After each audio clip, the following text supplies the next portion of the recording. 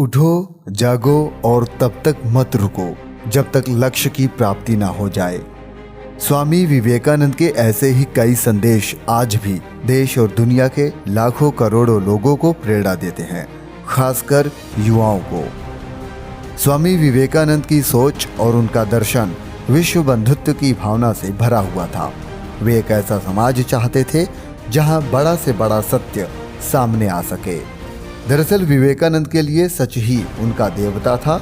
वो पूरी दुनिया को अपना देश मानते थे। सत्य एक ही है, उस तक पहुंचने के रास्ते अलग अलग हैं।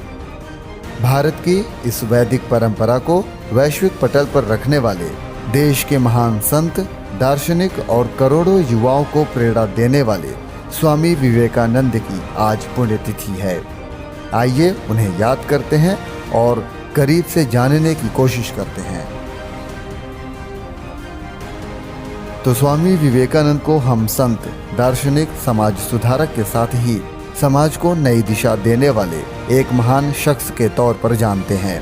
उनके व्यक्तित्व के हर पहलू का विकास परिवार से मिले संस्कारों से शुरू हुआ। भारतीय सनातन धर्म से दुनिया को परिचित कराने वाले स्वामी विवेकानंद बचपन से ही खोजी प्रवृत्ति के थे। उन्होंने गरीबों की सेवा को ईश्वर की सेवा बताया और इसे जीवन पर्यंत खुद भी अपनाया। भारतीय पुनर्जागरण के पुरोधा स्वामी विवेकानंद का जन्म 12 जनवरी 1863 को कलकत्ता के एक मशहूर वकील विश्वनाथ दत्त के घर हुआ। माता भुवनेश्वरी देवी प्रेम से उन्हें वीरेश्वर पुकारती थी, लेकिन नामकरण संस्कार के समय उनका नाम नरेंद्र नाथ दत्त रखा गया। बंगाली परिवार में जन्मे नरेंद्र में बचपन से ही आध्यात्मिक विपाशा थी। कुशाग्र बुद्धि वाले नरेंद्र साथी बच्चों के साथ ही अध्यापकों से शरारत करने से भी नहीं चूकते थे। परिवार के धार्मिक और आध्यात्मिक वातावरण के प्रभाव से बालक नरेंद्र के मन में बचपन से ही धर्म और आध्यात्म के गहरे संस्कार पड़ गए। प्राथमिक शिक्षा पूरी करने के बाद नरेंद्र को कलकत्ता के मेट्रोपॉलिटन इंस्टीट्यूट में दाखिल करवाया गया। पढ़ाई के साथ ही खेलने, संगीत सीखने, घुड़सवारी करने में उनकी रुचि थी। नरेंद्र की स्मरण शक्ति अद्भुत थी। वे एक बार पढ़कर ही पूरा पाठ याद कर लेते थे।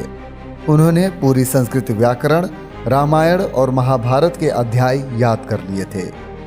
शुरू में नरेंद्र अंग्रेजी नहीं सीखना चाहते थे। उनका मानना था कि ये उन लोगों की भाषा है जिन लोगों ने उनकी मातृभूमि पर कब्जा किया हुआ है। लेकिन बाद में उन्होंने न सिर्फ अंग्रेजी सीखना शुरू किया, बल्कि इस पर महारत भी हासिल करी। बचपन से ही उनमें नेतृत्व का गुण था। वे सिर्फ कहने से ही किसी बात को नहीं मान लेते थे, बल्कि उसकी तार्किकता को परखने की भी कोशिश करते थे। सन्यासी बनने का विचार भी उनके बालमन से ही चलता आ रहा था। 14 साल की उम्र में बीमार पड़ने पर पिता विश्वनाथ दत्त ने नरेंद्र को मध्य प्रदेश के रायपुर में बुला लिया। रायपुर में ही नरेंद्र ने जीवन की विविधताओं को समझा। आसपास की पहाड़ियों और घने जंगलों में विचरण से नरेंद्र की आंतरिक चेतना का विकास हुआ। रायपुर में 2 साल तक रहने के बाद वो वापस कलकत्ता आ गए। 18 साल की उम्र में उन्होंने कलकत्ता के प्रेसिडेंसी कॉलेज में दाखिला लिया। कॉलेज के दिनों में उनकी ज्ञान विपाशा बढ़ती गई। संसार की सच्चाई और सत्य की खोज जैसे प्रश्न उन्हें विद्रोही बनाने लगे। वो परंपराओं और रस्मों के प्रति सहज नहीं रहे। वो ईश्वर की मान्य धारणा के रहस्यों को सुलझाने में बेचैन होने लगे। इस दौरान 1881 में उनकी भेंट स्वामी रामकृष्ण परमहंस से हुई। रामकृष्ण परमहंस कलकत्ता में दक्षिणेश्वर काली मंदिर के पुजारी थे। परमहंस से भेंट के बाद नरेंद्र के जीवन में क्रांतिकारी परिवर्तन आ गया। शुरुआत में उन्होंने परमहंस की बातों पर भी संशय किया, लेकिन उलझन और प्रतिवाद के बाद विवेकानंद ने परमहंस को अपना गुरु और मार्गदर्शक बना लिया। 1886 में रामकृष्ण परमहंस के निधन के बाद विवेकानंद के जीवन और कार्यों को नया मोड़ मिला। शरीर त्यागने से पहले परमहंस ने नरेंद्र को अपने सारे शिष्यों का प्रमुख घोषित कर दिया। इसके बाद सन्यासी नाम धारण किया और उन्होंने बराहनगर मठ की स्थापना की। और यहाँ अपने आध्यात्मिक प्रयोग करने लगे। भारतीय मठ परंपरा का पालन करते हुए विवेकानंद ने कई सालों तक भारतीय उपमहाद्वीप के अलग अलग हिस्सों की यात्रा की। सन्यासी के रूप में भगवा वस्त्र धारण कर, दंड और कमंडल लेकर देश भर की पैदल यात्रा की। पूरा भारत उनका घर बन गया था, सारे भारतीय उनके भाई बहन। 1893 में अमेरिका के शिकागो की विश्व धर्म संसद विवेकानंद के जीवन में नया मोड़ साबित हुई। राजस्थान में खिजड़ी के राजा अजीत सिंह के आर्थिक सहयोग से स्वामी विवेकानंद शिकागो के धर्म संसद में शामिल हुए। यहाँ उन्होंने भारत की ओर से सनातन धर्म का प्रतिनिधित्व किया। 11 सितंबर 1893 को धर्म संसद ने विवेकानंद के लिए उत्कृष्ट भाषण से पूरी दुनिया में भारत का मान बढ़ाया। करीब 4 साल तक उन्होंने अमेरिका के कई शहरों, लंदन और पेरिस में व्याख्यान दिए।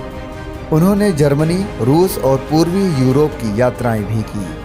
हर जगह उन्होंने वेदांत के संदेश का प्रचार किया। हर जगह उन्होंने समर्पित शिष्यों का समूह बनाया। 4 साल के गहन उपदेशों के बाद विवेकानंद भारत लौटे। स्वामी विवेकानंद ने 1 मई 1897 को कलकत्ता के बेलूर में रामकृष्ण मिशन की स्थापना की।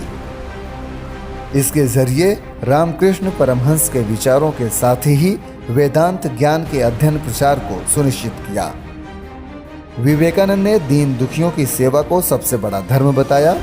विवेकानंद ने अपने साथियों और शिष्यों से कहा कि अगर वे ईश्वर की सेवा करना चाहते हैं तो गरीबों और ज़रूरतमंदों की सेवा करें।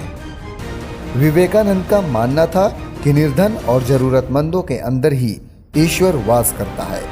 हालांकि अथक मेहनत की वजह से स्वामी विवेकानंद का स्वास्थ्य लगातार गिरते जा रहा था। दिसंबर 1898 में धर्म सम्मेलनों में हिस्सा लेने के लिए फिर से वो अमेरिका और यूरोपीय देशों में गए। वहां से भारत लौटने के बाद 4 जुलाई 1902 को विवेकानंद ने बेलूर मठ में अपने प्राण त्याग दिए। 39 साल की अल्प आयु में ही उन्होंने पूरी दुनिया में आध्यात्म की अलख जगाई।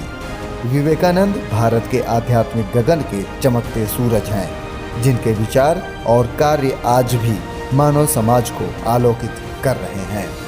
Bureau report, news 21।